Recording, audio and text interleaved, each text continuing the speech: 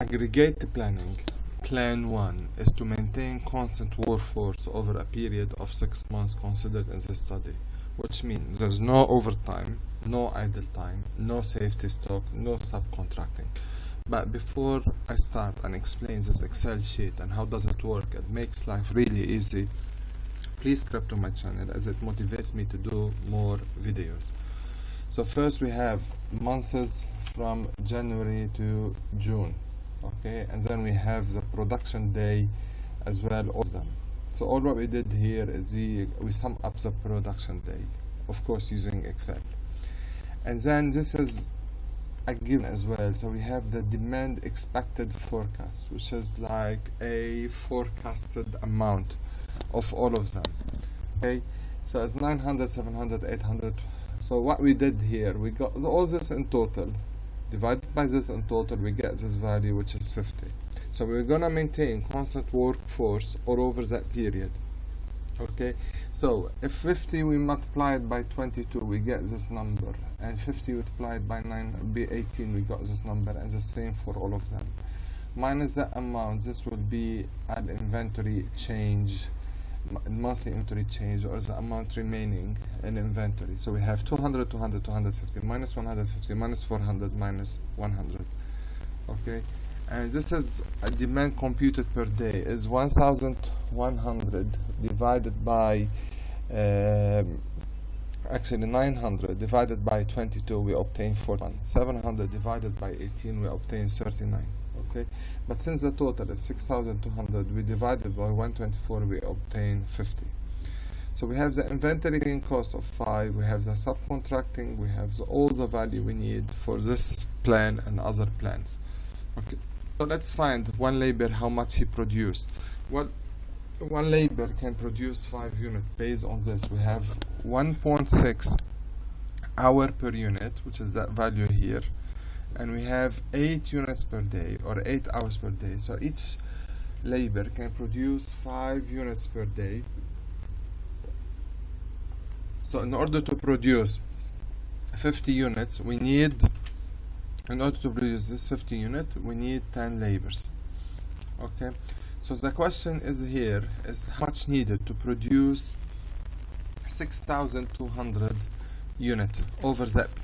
With respect to inventory, so we have here 1,100, we produce this as 50 units. However, we should have produced as expected demand 900, so we have 200 extra. Here we have 200 extra the same way, so this will sum up to 400. 650, we have minus 150, minus 400, minus 100, so it's 0. So the inventory change, that one here at the end is 1,850. Okay, as total amount of unit from 1 month to the next is 1,850, and it definitely is like this. So is summation from I4 to I9 value here. So this 1,850, we multiply this value, which is inventory carrying cost times 5, so we get 9,250. Okay, so in the summary of the first plan, we've got this one, which is extremely logical. Okay, so concerning the second plan, concerning the plan 2 of the equation, which is constant workforce over the period of 6 months. Okay, so here we have constant workforce over a period of 6 months, and we have over the period of 6 months. But the difference here, we set lowest demand. Okay, maintaining lowest demand. So again, we need to produce 900 divided by 22 is 41. So this one is the lowest all over the month. So we're gonna stick to 38. We're not gonna do 50. We're gonna stick to 38, which is that one here. So we have subcontracted unit. So that's what we're gonna produce daily: 41, 39, 38, 57, 68, 55. What we must produce per day over those months, we're gonna stick to 38. We're not gonna produce 41 or 39. We're gonna stick to this 38 all over those months. So same as before, like one labor can produce 1.6 hours per labor over 8 hours, would give us 5 units per day. So in order to produce in order to produce 4,712, okay, or 38 unit. So we need here 7.6 labor to produce this 8 units. So we need 7.6 labor, okay, to start with. So this 7.6 labor times average rate per hour 10 over 8 hours, and we have 124 days. Okay, so this is very clear. Number of days times number of hours per day times number per hour, how many labor.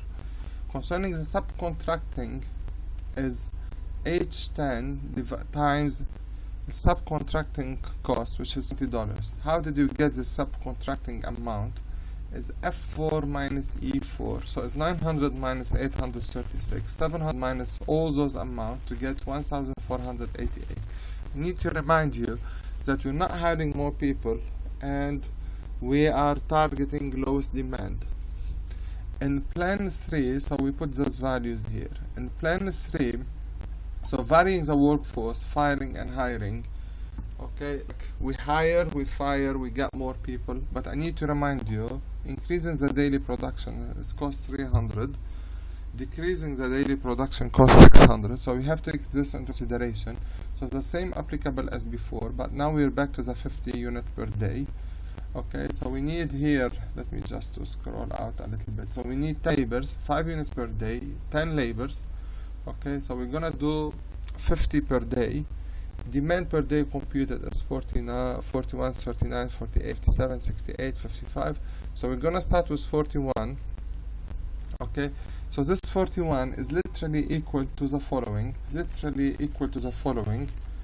As a value, if you go back to this one, so we have the plan 4, which is now we must produce 900 as expected plan. We are producing 880, so we are missing out on minus 20, and the same here on all steps of them. So we're comparing that one with respect to this one.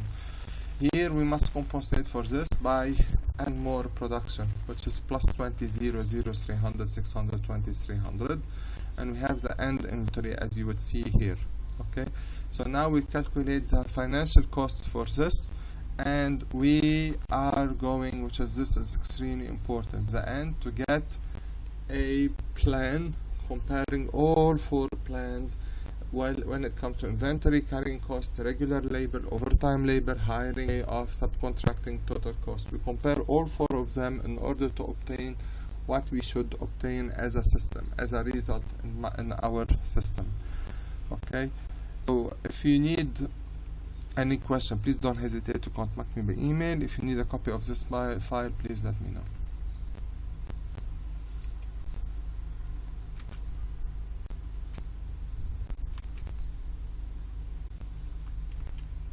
Okay.